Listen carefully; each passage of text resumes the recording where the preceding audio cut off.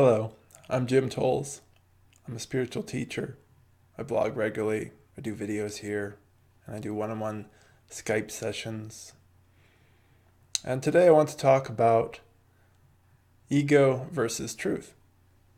One of my students asked this question, and I felt it warranted an actual video to go into it a little bit because it's a common concern. We talk about spiritual truth on this path, but what is that, and how do you decide that something is truth versus if something is just an ego desire, an interest, a commonly held social belief? What's the difference? It's a very good and important question.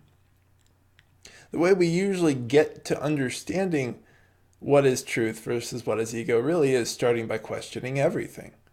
The beauty of truth is it's going to hold up against your questions.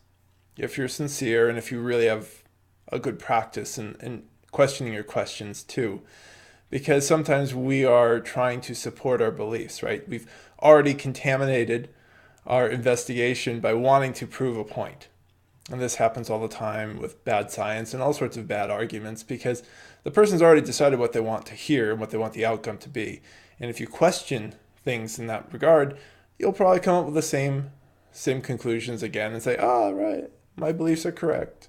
I win. But you don't win because they're not real. The ego is based on our illusions about what we would like things to be, even if what we would like things to be is terrible. And this is where the whole familiar misery comes in because we want life to look the way we've been taught it should look so bad that even when it is bad, we're kind of satisfied with that, proving our points. Like, yep, things suck. I was right. That's not helpful. Instead, we start to question things. We say, okay, why do I need a romantic partner? Why do I need a job?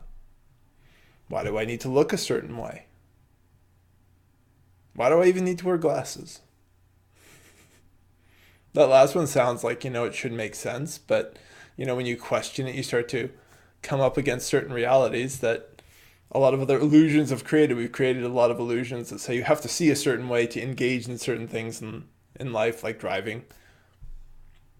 It certainly is helpful to be able to see a 20/20, but why not a better prescription than that?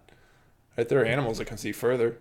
Why aren't we all wearing like binoculars on our faces? Like you can see way out there. Right? So there's a lot of social beliefs that come into that. And there's a certain practicality around having glasses to conform with social beliefs. And that kind of muddies the water. But before we worry about, what social beliefs that are ultimately illusions we're going to play along with, we want to get a firmer understanding ourselves of what is spiritual truth. Spiritual truth, I often say, is like gravity, that you can change your beliefs about gravity however you want, but it's going to continue to function a certain way and be a certain way. Today, I could decide to change my ego belief from gravity, makes things fall down to gravity makes things fall sideways. Just for fun, sideways. Not up, but just sideways. So we would all be like orbiting around our own planet because we're falling sideways constantly. I can do this with an ego belief. And then I can change it back to gravity makes us fall up, right? But gravity has not changed. In all the times that I've taken different ego positions, different beliefs, it has not changed.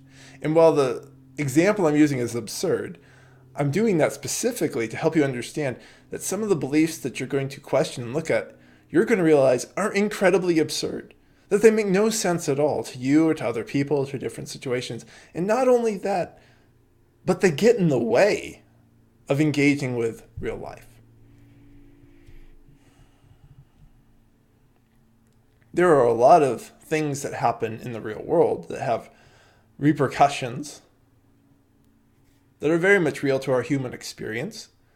And I also encourage people to not worry about ultimate truth. Ultimate truth is kind of a stance, an understanding that nothing really exists. But we're not usually ready to understand something like that. This is another reason why the questioning and the process of letting go of ego is important, because as you come into contact with an ultimate truth like that, a higher truth, then you can understand how it works in the real world and what it really means, right? The fact that nothing ultimately exists is just a statement that everything is change. It's constantly changing. All of our molecules and different things, this being in front of you that's talking right now, this is going to change. It's not going to exist forever.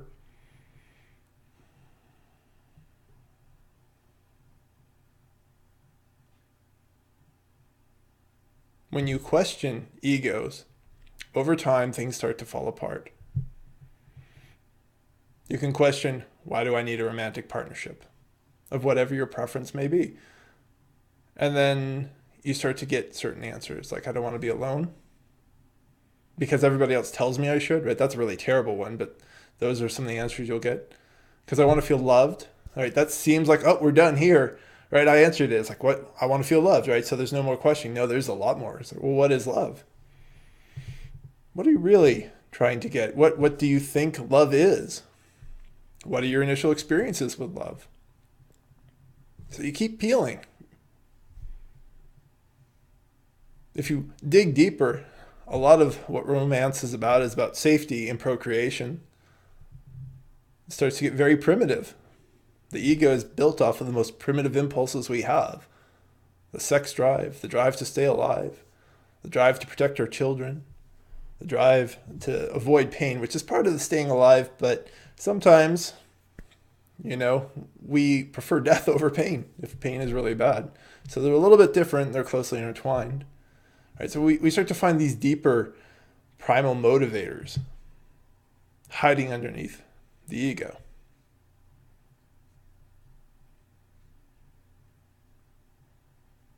And that's kind of a human reality that we also have to appreciate.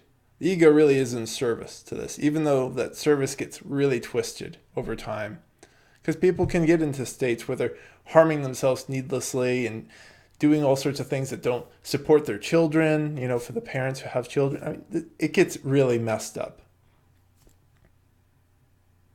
And that just adds more complexity. So another element of the ego tends to be a lot of complexity when you start to look into it, and also noticing how you may try to justify your ego beliefs again, even as you're questioning. Well, the ego will be like, well, I know what love is. I don't need to question this. Or I had a good family. Like the family block is a huge one that a lot of people hit that wall and they won't go any further because they feel like at a deeper unconscious level, they feel like questioning the family is somehow betraying them. It's not. It's trying to understand. That's it. It's not about laying blame or destroying relationships, right? You want to know what it is.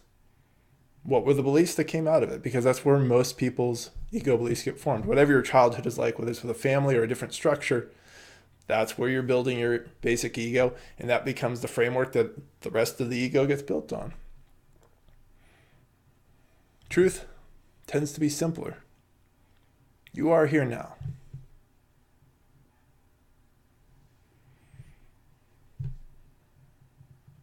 It's kind of tough to argue with that. Sometimes some egos will try to get into some more theoretical things or some more mystical things to kind of try and twist that around, but still basically the lens of experience is happening now.